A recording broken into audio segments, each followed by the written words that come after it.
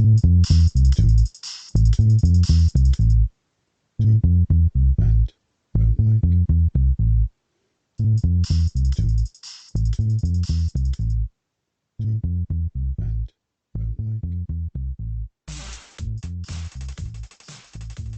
have with me today Julia. Julia is a fascinating individual who I have come to know virtually only because of current situations.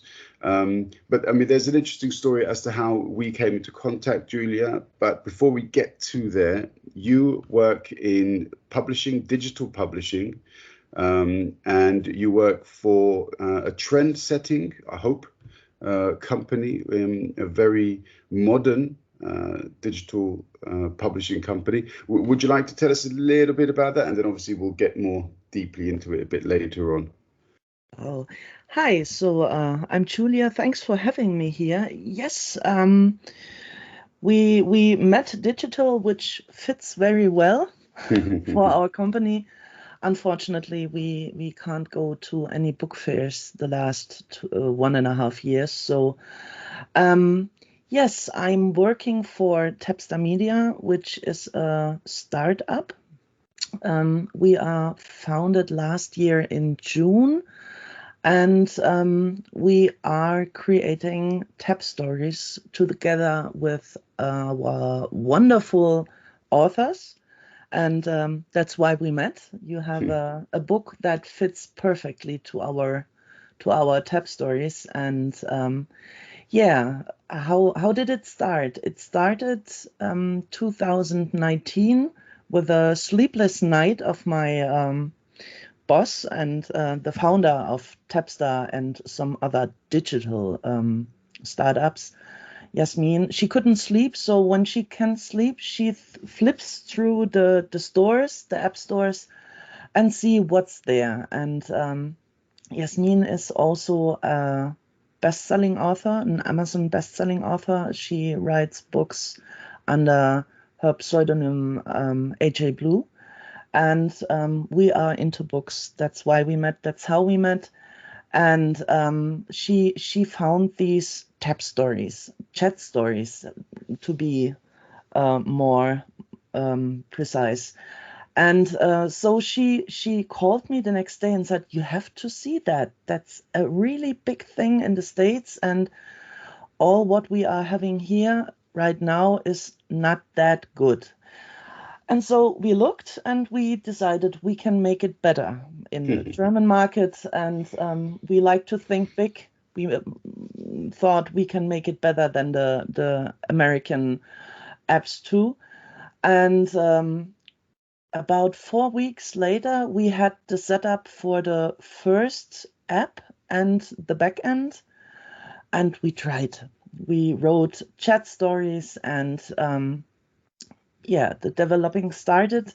It got bigger and bigger. And in October, short before Frankfurt Book Fair, we released our first app, Loveries, which was taken down by Google 8 weeks later because of erotic. Oh. So you see, in America, you can cut heads off, but you can't write the word nipple in a text. I can't believe it. Nipple. I mean, that's a very offensive word. Yeah, of course. And so they took us totally down, and we had to restart.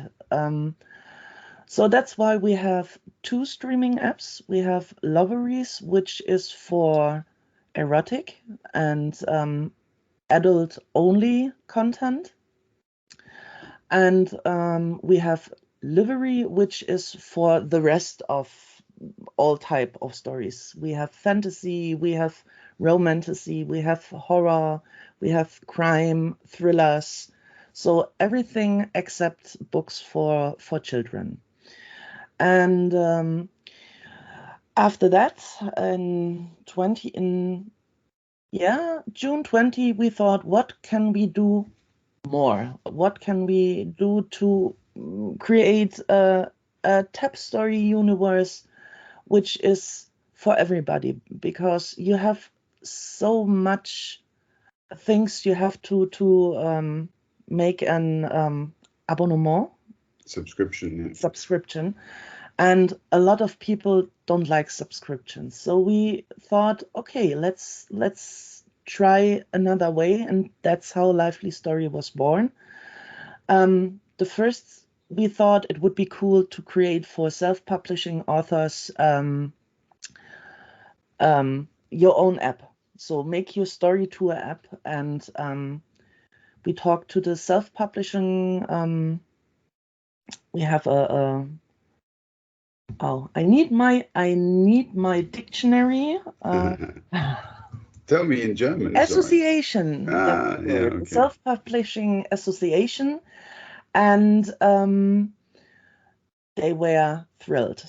The two girls we've talked said, take our books, let's do it. And then we went to Weltbild, which is the third biggest sales point of books in Germany and Switzerland and Austria. And they were thrilled too. And they told us, let's do something that we can support you. And so was the shop born. And we switched from single apps to a reading app, the Lively Story reading app, and the shop where you can buy the books you like and don't have to make a subscription. So here we are with about 80 stories in German, about 60 in English, and I guess about 50 to 60 in Spanish.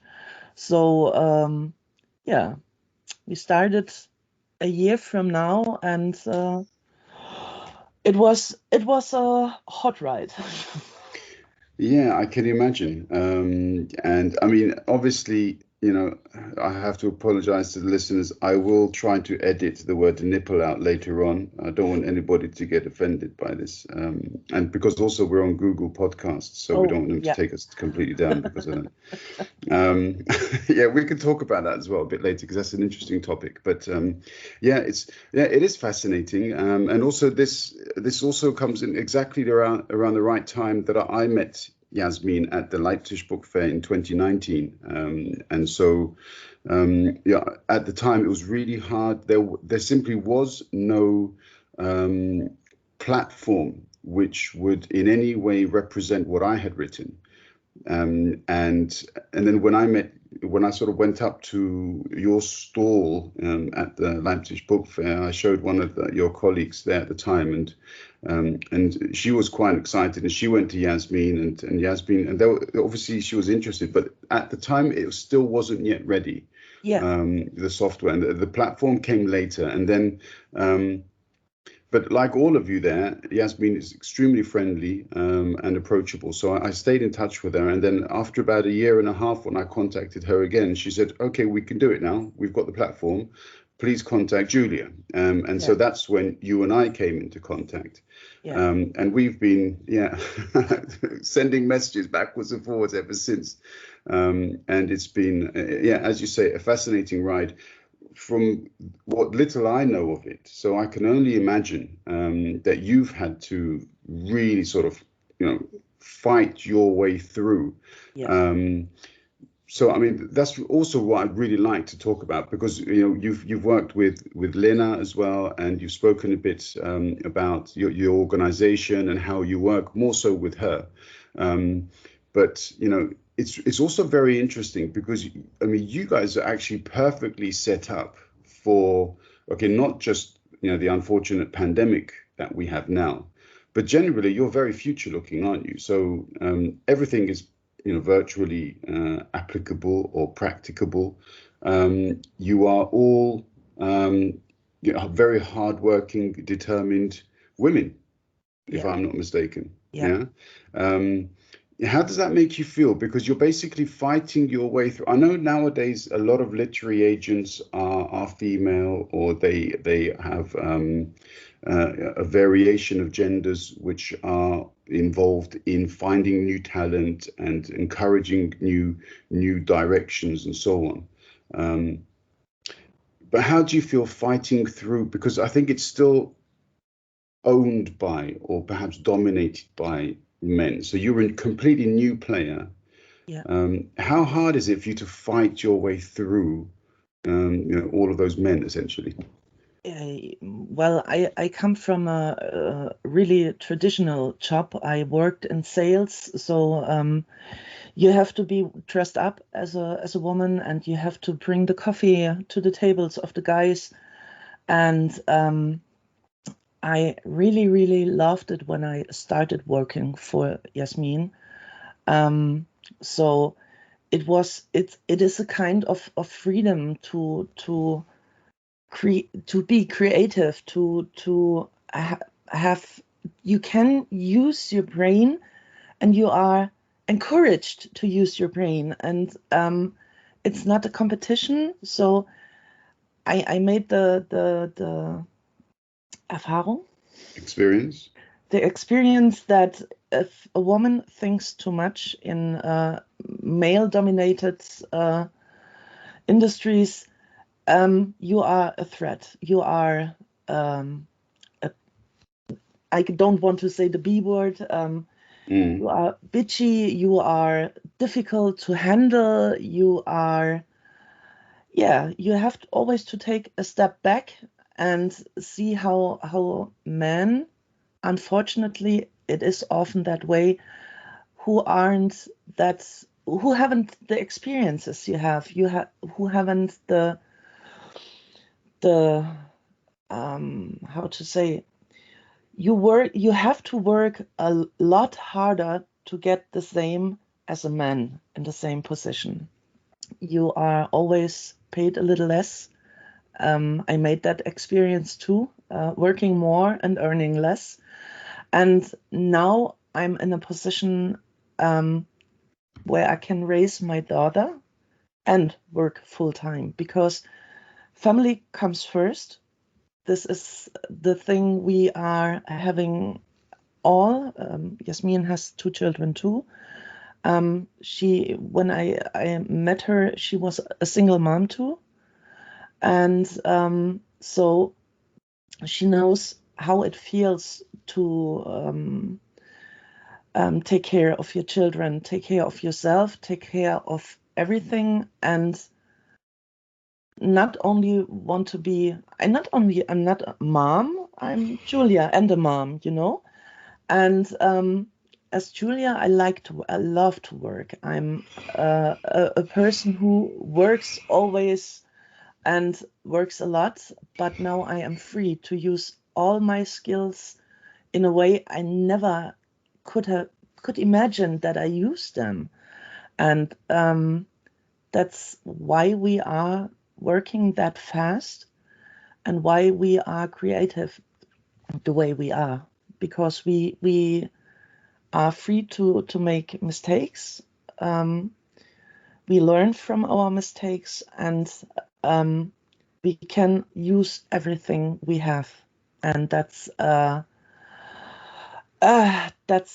really, really good feeling, and that's make you work with all of your heart.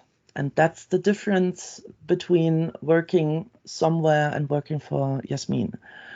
And now we have to fight against old white men who are not digital at all and don't see the switch which is now coming, and the progress which was started by the pandemic. The whole book market changed I would say the last 10 years completely.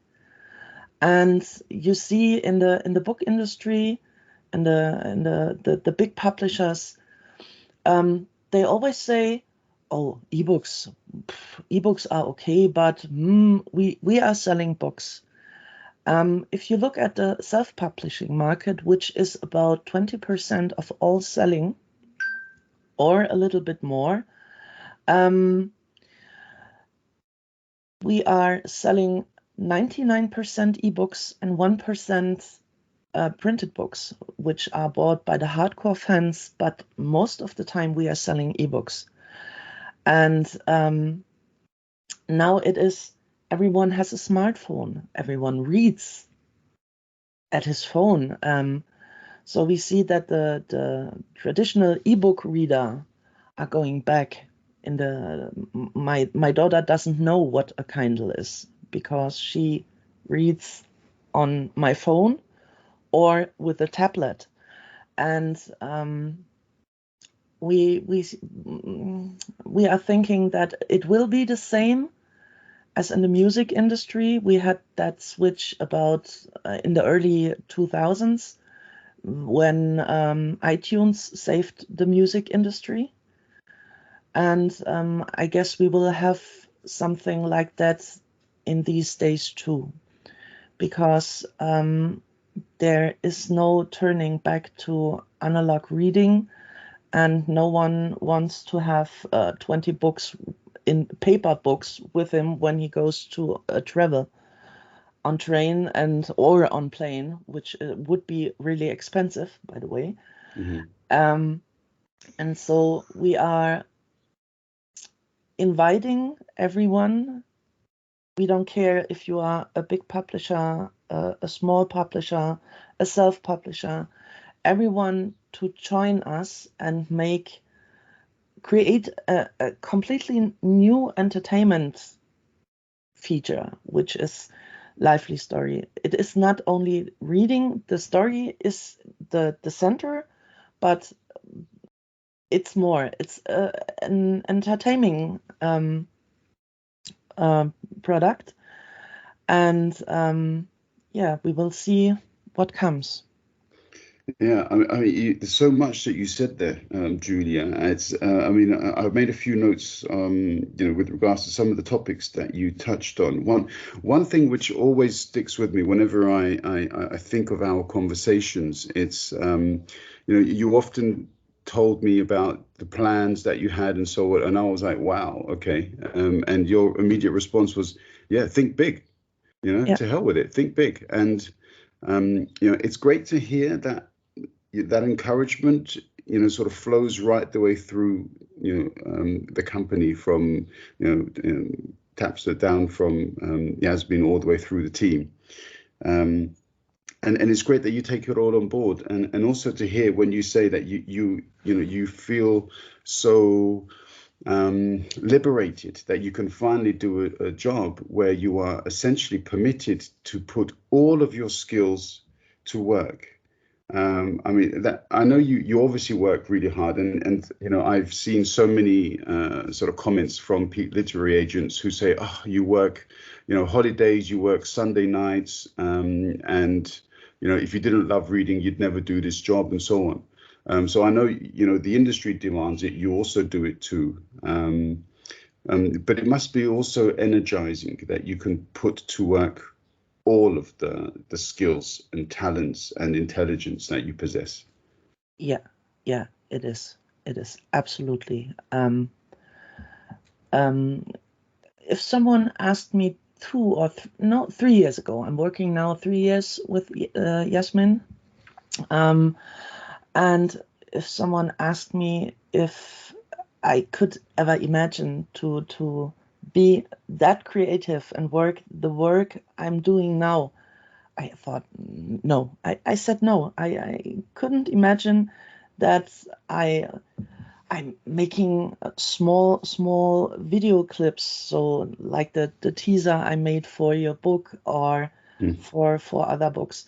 I never worked with any movie software a year ago, so now I'm cutting and adding music and making green screens, and I'm making cover for books, which I haven't done before I worked with Yasmin, and all these things, all these skills I've learned, and the encouragement to learn that and to say, from the company, and to do it and to try it and to try it again. And if it fits the first time, doesn't matter, try it again, do your best, and you will succeed in what you are doing, no matter how long it takes. So that's a really good way to work, and it's liberating. It's really liberating. Yeah, and you essentially sort of personify what people would consider to be agile, really, isn't it? I mean, I know perhaps efficiency isn't the most common thing thrown at the book industry. Sometimes it's perhaps very burdensome. Everybody has too much to do, so efficiency isn't perhaps the correct term. But you're agile in the way that you can organize yourselves, considering each person does the job of two people. And you're all around Germany, aren't you? So it's not Yeah. like you can come together for a quick coffee session for half an hour. I mean, you're on the western border, I think. Yeah, It I'm means living in up Saarland. north. Yeah, So we have yeah, Berlin. yeah. Our one of my co-mates lives in Berlin. We have 2, 3, 4 living in Hamburg. Our redactional assistant lives in Föhr, which is a Nordfriesen island. It's north across the Danish border. And we have one living near Augsburg. One of our co-workers lives in Tirol. So we are sort of decentral workers. Yeah, it's brilliant. And I mean the fact that you can get all of the because the projects that you're putting into place, it's not simply that okay, you do something and you put it up. I mean, okay, you all have your individual tasks, but so much of what you do has to be coordinated. You work together, you pull resources in from here and there. You must have this really strong internal network to be able to get that all done. Yeah. So it feels more than working with friends than working with co-mates, although we are far away from each other. But we have a weekly set internal meeting, which it's our Monday talk. So we see what we have to do this week, and on Wednesday we have our 20-minute dance. So it's really that we are listening to music, dancing, shaking, laughing, drinking a coffee together. It's a come together to stay in touch and not always have to talk about work. Like you said, we can't go to the next office with our cup and sitting down and asking how was your weekend. So we have to do it by phone or by mail or via Zoom, Teams, whatever. So we have to find a way to stay connected, not only from work, but also that you can support everybody. So if someone has a bad day, you have to catch him or her, and you have to make sure that everything and everybody is fine, because that type of working we are doing now, one does the job of two, is only possible if everybody is comfortable with the work, with himself or herself. And so it's not only working together, but also looking for each other and see that everybody is in a good mood and is catched if there is anything, from sick children to something happens in the family. So we try to take care of each other, although we are separated that far. Yeah, no, it's great. It's good to see that so much connects you. Yeah, well, also just before we started recording, I could see your library in the background. So clearly books play an important role in your life. Do you remember when you started reading, or what was your first book? Oh my gosh. No, I have to confess how old I am. I started reading when I was about 3 years old when I was a child, there were vinyls from Disney with a book in the cover, so you could listen to the story and read it. So that's how I learned someone between my third and my fourth birthday. My brain recognized, oh, what he said is that, what is are these strange symbols in that, and I started reading, and my first real book was Astrid Lindgren, The Children of Bullabü.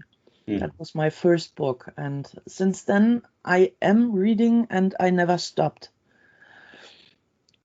Astrid Lindgren is a Swedish author, yeah, and famous for a number of characters. So Pippi Langstrumpf, and also, is it Michael?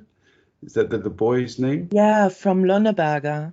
Okay, yeah. So I mean, Lönneberger, yes. yeah. So can you just quickly explain Astrid Lindgren, because I had never heard of this wonderful author until I came to Germany. So unfortunately, so many things are passed over in different countries. Can you just quickly give a little introduction as to Astrid? Astrid Lindgren was one of the first Swedish women who said children have to be free. They have to run, they have to scream, they have to be loud. Children have to be children, which was a really unpopular meaning in the 1950s and 60s. She said, don't beat your children, talk to them. Don't punish them, love them.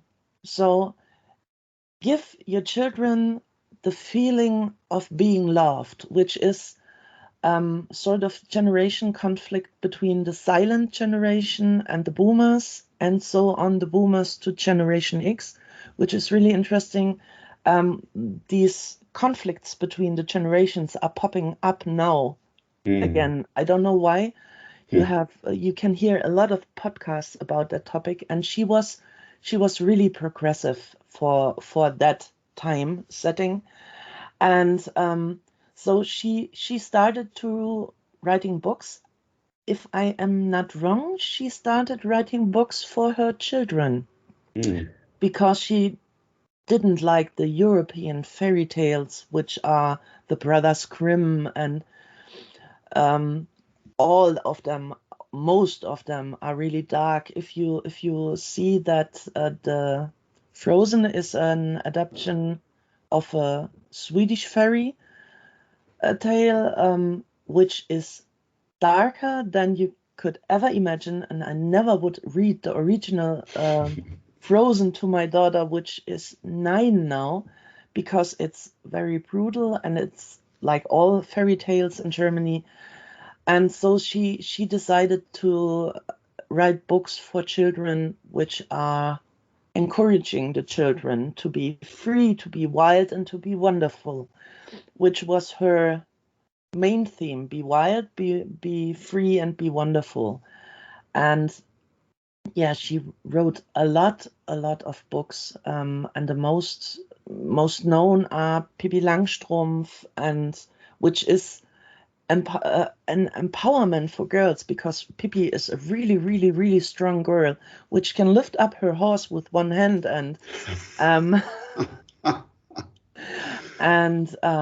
has superpowers, and lives alone in the Villa Kunterbund, which is an old house, with her monkey and her horse, and she has 2 friends which living the typical 50 and 60 families. So you have the older brother, the younger sister, you have the mom with the horse-braid hair, and the father who's working a lot and taking care of nothing except going to work. And and so she wrote Michael from Lönneberger, which is a totally annoying child for an adult, because now you would say he has ADHD, but he made a lot of stupid things. He stuck his head in his Milchkanne. The milk can. Yeah, and so you you as a parent know, I can understand a lot of reactions from his parents, and so, but she encouraged that child to be wild, and it's a wonderful book for children to be themselves, and that's what it's a movement she created, and which led in this times that parents aren't allowed to beat their children anymore in the most parts of Germany. Yeah, and fortunately, around Europe as well, and a number of other countries have also taken this on board. So, yeah, fascinating. And also when you analyze it, it's not simply just a selection of children's tales. You're right. There's so much in there. Yeah. Which would still actually be very important for sort of people to look at now as well. Yeah. So I can always I can only say, let your children read these books. It's a wonderful thing. Yeah, when people ask me, because I recommend to all of my students to read books, because I say that it's one of the best ways to learn a language is to read a book. And they always ask me, okay, so what should I read? And other than telling them to read something that they've perhaps already read in their own native language, which they can find in English, I always suggest people read Enid Blyton. The famous five. I said, because this is two things. Three. A, it's written very well. B, it's written quite simply, even though it is written well. And the third thing is that it reminds you how to have fun.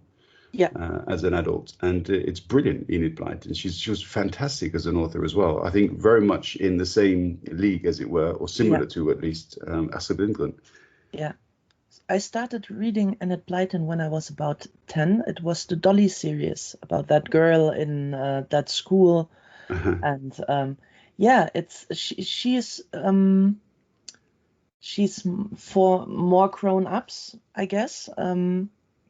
Astrid Lindgren starts when you are 6 till you are about 9 or 10, then you are grown out these stories. And reread them as an adult is fantastic. And Annette, I guess, starts about 10, 11. So it's a complementation to start with Astrid Lindgren and go on with Annette Blyton. Mm-hmm. Yeah, and I mean, thinking just from what you're saying, I sort of think back to some of the earlier material that I read, and I've always been naturally inclined to reading diverse authors, and whether the gender issue was never really a problem for me. I never said no, I have to read male authors. And I think one of the reasons why is because looking through my grandparents' loft or attic, I came across a box of my auntie's old books, and she loved Carolyn Keene, who used to write the Nancy Drew series. I don't know if you're familiar with Nancy Drew. No. So an American high school private detective she was, and her father was a big lawyer, Carson Drew. And it was brilliant too. And so Nancy Drew was the protagonist of these fantastic stories with her friends.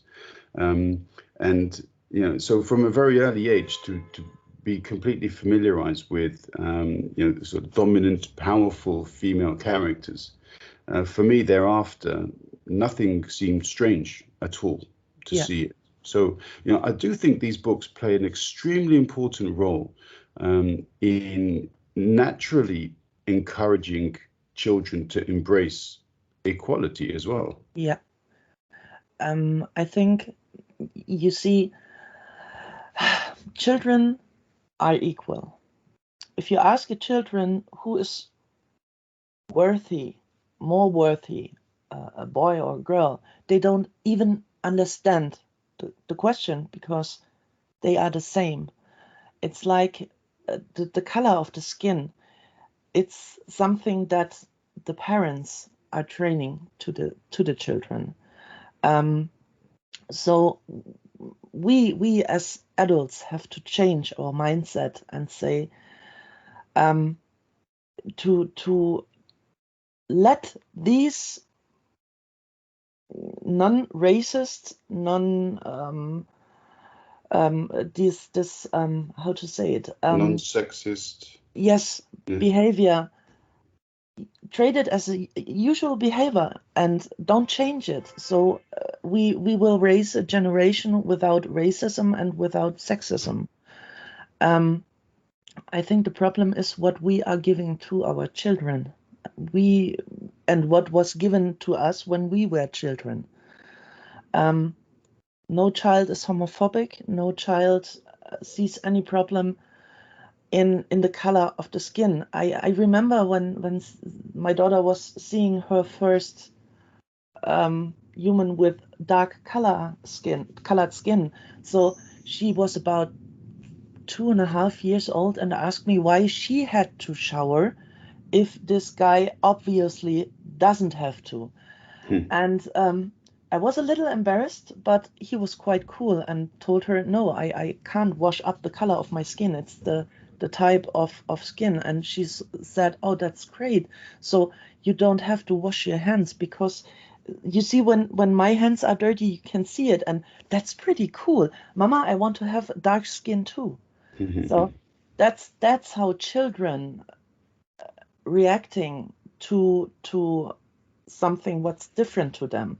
So if you use it as a normal thing, they never will understand where is the problem between a white or a bright skin and a dark skin, or Asian and African. So they see what it is. They see everybody as human in the first position. So, and I think we have to empower this mindsetting. Definitely. And also, I think the way that you approach that particular episode is brilliant, because I've spoken with people from different backgrounds, and that they've, and also read a book by, Kenya Hunt, Girl, in which she refers to these kinds of things. And, normally speaking, if a white child is with a parent and they come across a person of darker skin or of African origin or Asian origin, and they say, "Oh, Mama, what's your Papa? Why is that person so different?" The parent normally says, "Shh, don't say anything." But what they should do is actually what you did, essentially allow the natural interaction to develop. Yeah. And say, yeah, because we're all different. This is what is beautiful about us. And then the child immediately understands that this isn't something to hide away from, or this isn't, if you a child, they think automatically, oh, that's bad. Don't think about it. So we have to find positive ways to show that we have this beautiful diversity in our cultures, in our societies. And they're all perfectly natural. Yeah. Well, so it's great, your approach, absolutely. And I hope this is something that the generation of my daughter will naturally. A lot of people I know are interacting that way, and so I hope it will be better in the future, because our generation did a lot of bad things in that cases.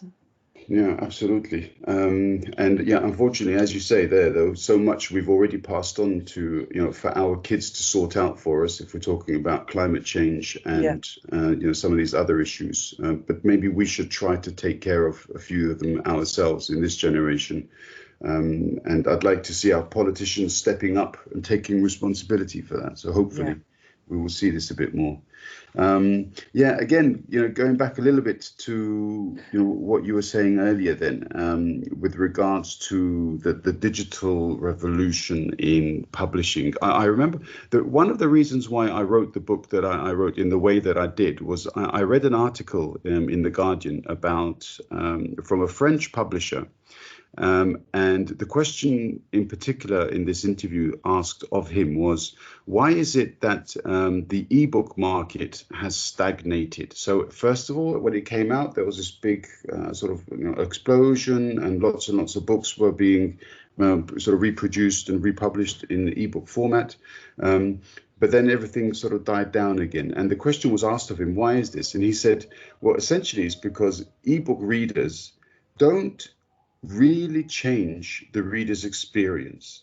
So, okay, yes, you can save many ebooks on an ebook reader and it's easier for you to take with you. However, the actual experience of reading, whether you are turning a page or whether you are touching the right side or the left side of the ebook reader to move to the next page, the actual process of reading, the experience, is no different. Yeah. And so, for us to really move forward with this concept of electronic device reading, we need to create something new. Yes. And so that's why I went into this mode of, okay, well, what does a mobile phone do? So, okay, you can have videos, you can have music, you can speak with it and so on. And that's why I came up with all of those different elements of that story. And obviously, thankfully for the technology that you've produced, your organization has produced, a lot of those elements can be made possible depending upon obviously where the direction sort of we take in the future, whether we add music to that or whether we add more video and so on. All of these things are possible. So I mean, but this is really the next step, isn't it? Because now you have absolutely facilitated the possibility for e-reading to become a fully immersive experience. Yeah, absolutely. So, you see, I don't like ebook reading. I like the feeling of the book. I like the smell of a book. It's because I started reading that early in the 80s, where ebooks were a kind of Star Wars or Star Trek, and so I like it when I'm when I'm traveling. I like to read on my smartphone. But if I have to choose a classical novel or a regular short story, I always will prefer the book. And I think a lot of people are like that. They reading ebooks because they have no more space for another paper book, or they like the possibility of having a lot of books with you while traveling. But so in the last year, I've heard a lot of people saying, "Oh, I'm tired of reading," because I've seen all series on Netflix. I've read all the Prime books. I've bought so many books and read them. I don't want to read another book because it's not always the same because of the story, but it is always the same process. You open the book, you open the ebook, you start reading, you're sitting there, and it's a fast living and a fast time era we are living in. So you're always, it's never quiet. You hear music in streaming, you are distracted, and so is reading changing. We don't want to read only, especially if we are using a smartphone, which has a display that is better than my television.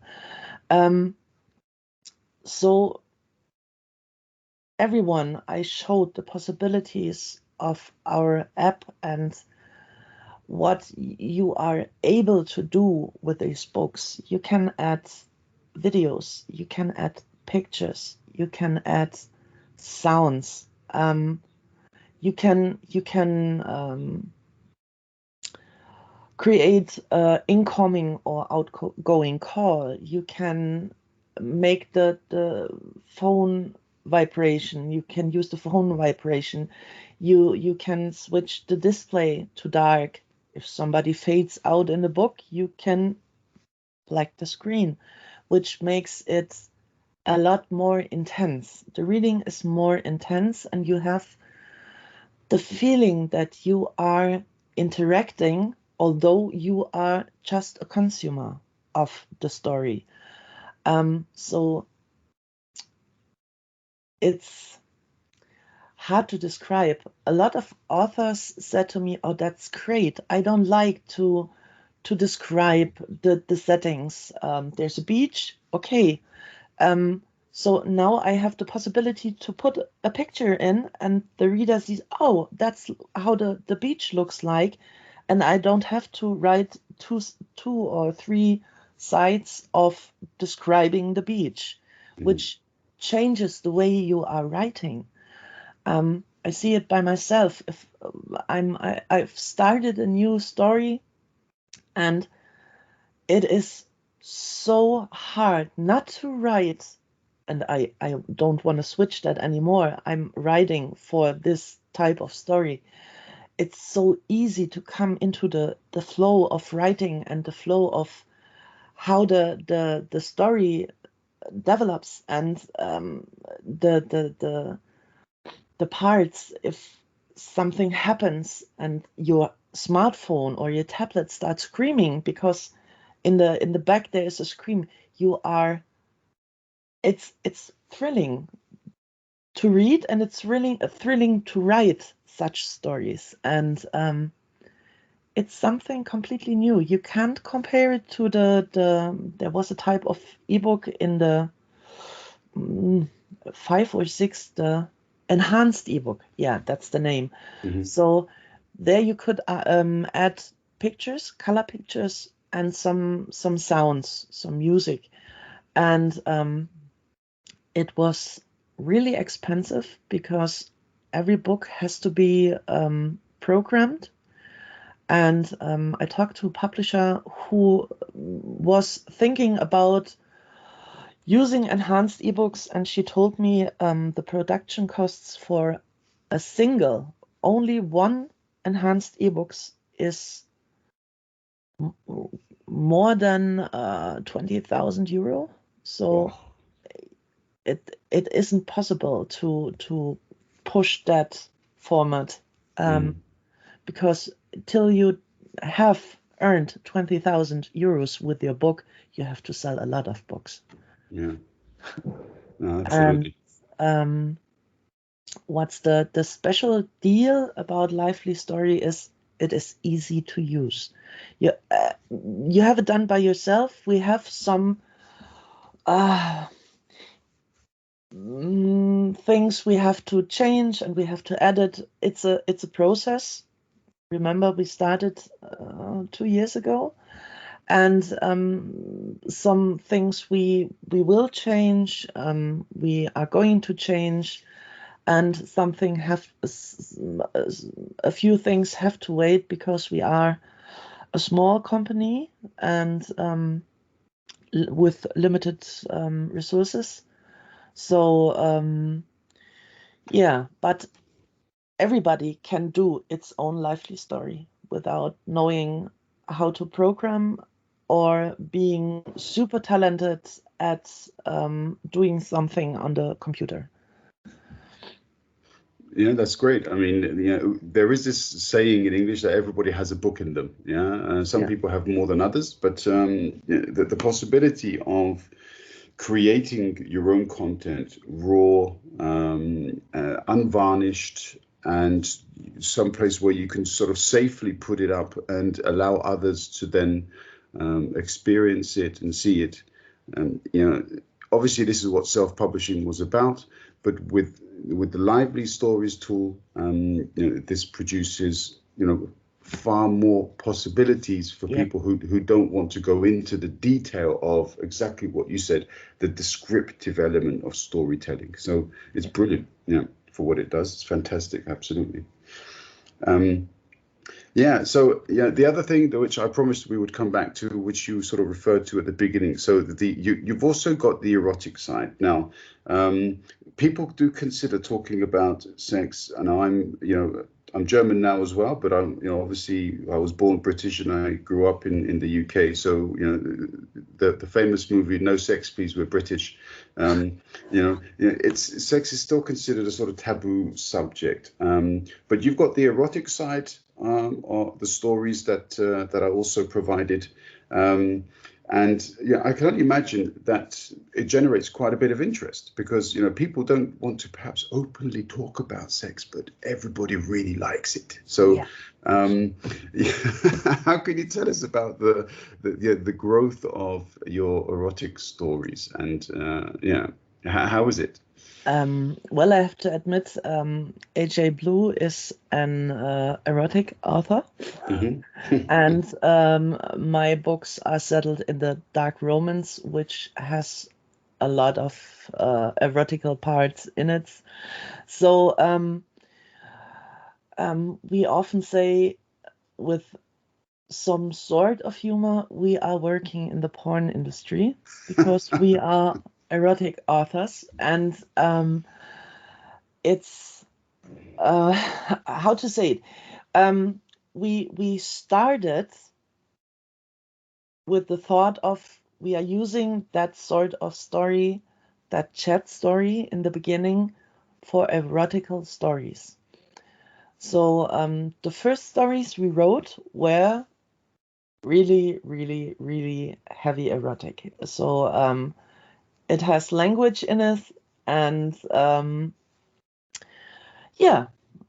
some kind, not really porn, but highly erotic, to say. But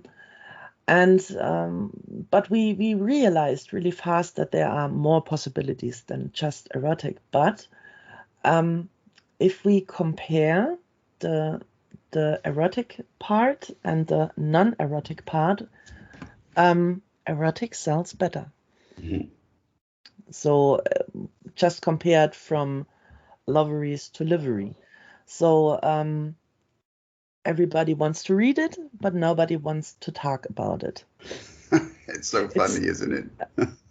No one is watching a porn channel, but why they are still here. Yeah. So I think this is something, I don't know why the people are so shy to talk about, and why it's such a big taboo, because we wouldn't have children without having sex. So it's a natural part of the humanity, and yes, I don't know why it's a big deal, but it's really a big deal. And you get some people are looking at you with they don't take you as serious as they would take you if you wouldn't write erotic. So sad but true. Yeah, absolutely, said Metallica, indeed. It is crazy. I also have a couple of podcasts with people where they talk. I mean, one, Tanya, she talks about sexuality and sensuality, which is this group that she's created for women and other diverse genders.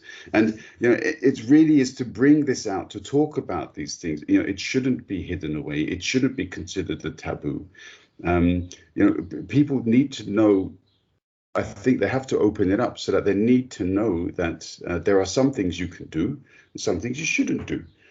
Or there are some ways of doing things and ways of not doing things. But the thing is, for as long as it remains this sort of secretive, undiscovered element of society, the longer it's going to take for people to be able to overcome some of the tensions that are created within it. I do. It's also really interesting that you say, I mean, you're both women and you are the ones who write the content. So, clearly talking to women about sex is not a bad thing. Yeah. No.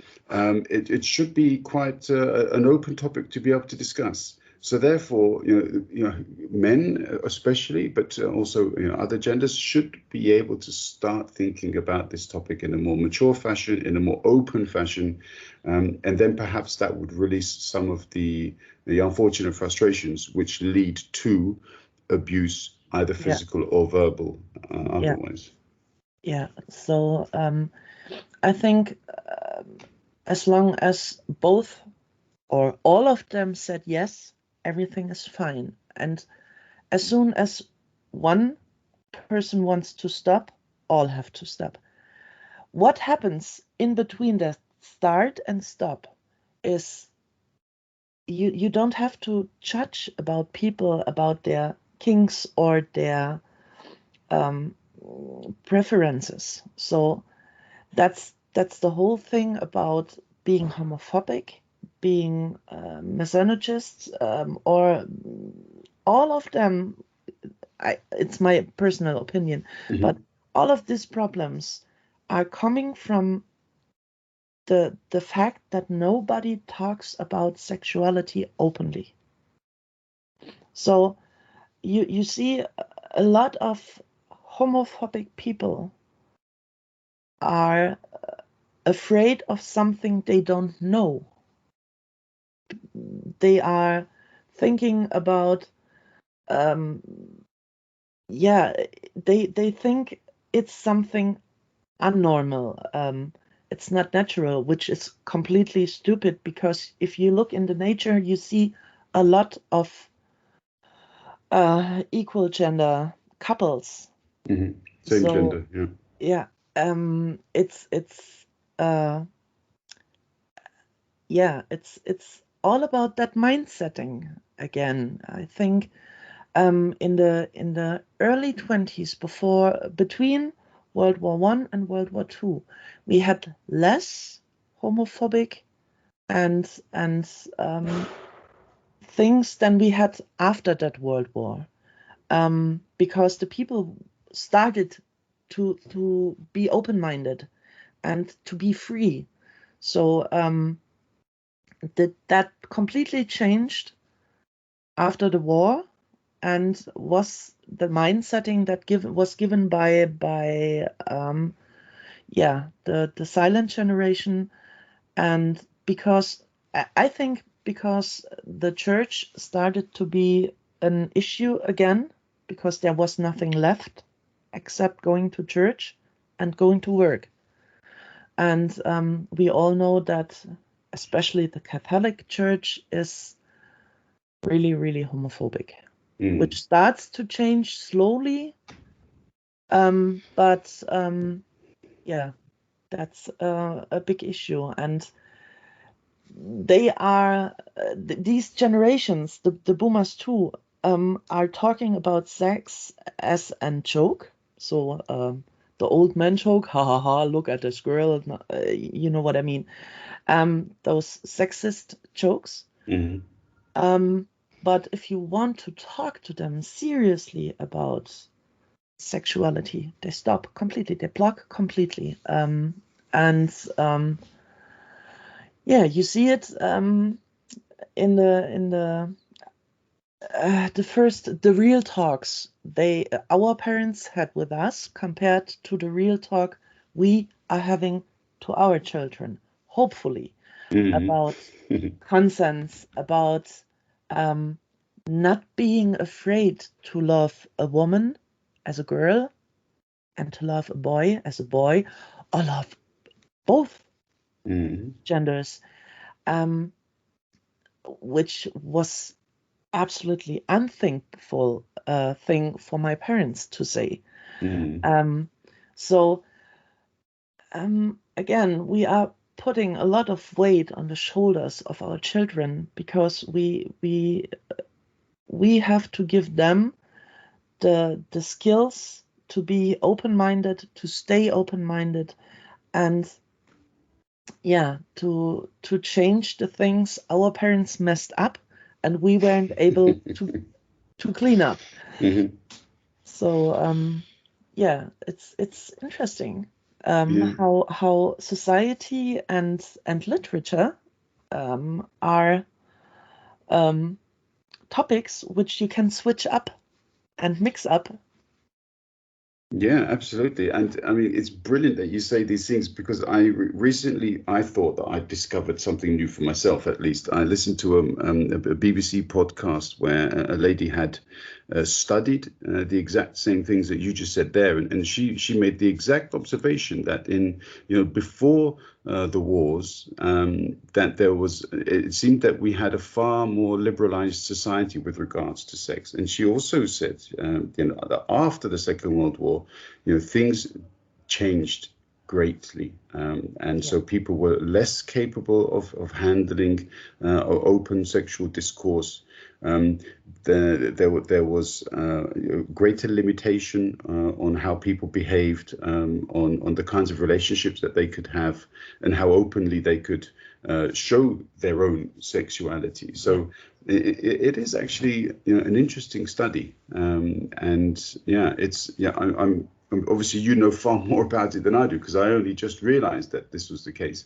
But it's a really, really interesting topic that should be looked at more, I think. Yeah. So, yeah, that's brilliant. Okay, all right. Juliet, normally I always say about an hour is basically the attention span of most people, and we've comfortably reached that. And I think we could go on and on. So I would love to be able to have a chat with you again to see how the adventure is continuing. For sure. Um, I love yeah, that. if that's cool. All right. Now I know you are obviously also extremely busy, but are there any sort of immediate plans that you have? Because there are no book fairs, are there, at the moment? So how are you doing things with regards to sort of showing yourselves in the community of publishing? Is there are there any specific channels that you are pursuing or that people can go to see some of the projects that you've got and the products you've got? Well, we have a YouTube channel, which is the best way to discover our books, our lively stories, because it's hard to explain something completely new. So we make teaser videos, so the people can have a look inside the book, and make their own impress, and so they can see what we are doing, how it looks. And we have, if someone is really curious about it, if you download our app at the stores, Google or App Store, you have 4 free stories you can read to see how the app is working and what it is look like. And we have a Facebook and an Instagram account, which are a little bit, how to say it in a friendly way. They are not that used. We had to, because we don't. We are all having such less time that the social medias are a little abandoned. Okay, it's underdeveloped at the moment. Yes, that's Okay. a perfect word. So we are having an summer campaign on Facebook in the next 2 weeks.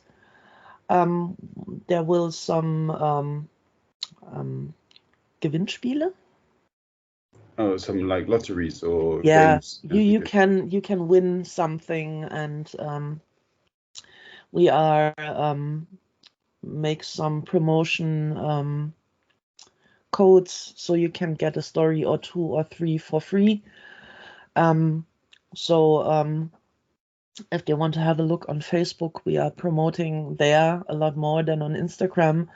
But if you want to know how Lively Story looks, it's the best to go to our YouTube channel. I can send you the links for all of our social medias, and look the teaser videos. And there you can see how the stories work, how they look like. And yeah, we will have some releases in the next few weeks. And what we are trying to do in the next, let's say till the end of August, we want to make something to take responsibility for the CO2 which we are creating for with our servers. So we are looking for something like Plant My Tree, where you can plant trees to equal your CO2 emissions, and we are trying to find maybe a startup too, or not that big company, where you can implement in our shop, so everybody who wants then is able to buy a book and plant a tree. So we want to be a little more greener, because we think it's time, and if everybody does a little bit, it's a big change. Absolutely. Absolutely, and especially as we've seen in Germany, unfortunately, what happened in North Rhine-Westphalia, it's horrifying what can happen as a result of our neglect of the planet. And I can tell you, it's about half an hour away from me. It's about 50 kilometers in airline. So it's what are 50 kilometers for a storm cloud? Nothing. So it was about really being lucky, and I spoke to a lot of people from the Eifel, and they are saying they know the Mosel Valley, they know high waters, and they know floods, and they know a lot of catastrophes the last years, and they seen the dried out Mosel last year and 2 years ago, but something like this they never have experienced. It's the older people are saying it didn't look like that after the war. Yeah, it's horrible, and so many lives lost as well. It's such a sad thing to occur. So as you say, every little counts, and so hopefully this is something that we can all get on board with and encourage and support. What can I say, Julia? I've always enjoyed our conversations, and this one has allowed us also to get to know each other a little bit more as well. Yes. So fascinating insight there. What can I say? Thank you very much. It's been great listening to you and hearing about Yasmin and the team too. So brilliant. Thank you. Thank you for having me. Two, and a mic.